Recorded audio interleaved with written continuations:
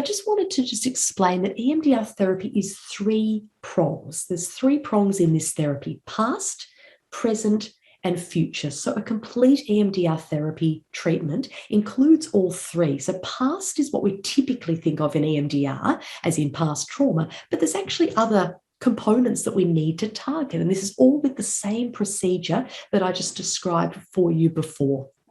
So working on the past is what experiences has the person had in their life that need to be reprocessed and addressed.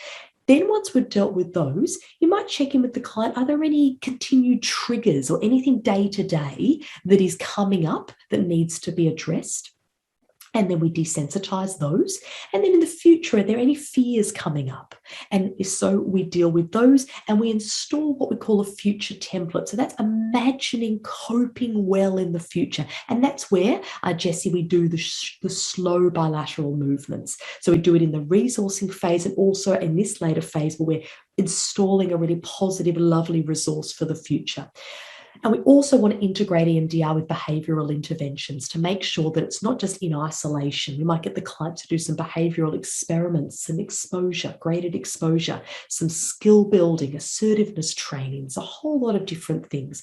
So an example would be, say we've got a sexual assault survivor. The past might be the assault itself and going to the police and a range of experiences around that in the past. The present might be the trigger around sex with their partner, might be continuing to be difficult. So we might identify what's the image that represents that difficulty with intimacy, what's the belief that goes with that, and so on and so forth, and process that. And the future might be, say, their brother was the offender. And so it might be they've got a Christmas gathering coming up and their brother's going to be there and they're really scared about seeing their brother. So we can project into the future, what's your fear of what's going to happen? What's the image that represents seeing your brother? What's a negative belief? I'm powerless. Let's process that. Fast bilaterals, just like I've described previously. And we could also do what we call a future template, which is imagine yourself coping well, and more or less imaginal rehearsal, a bit like athletes do when they're rehearsing coping well.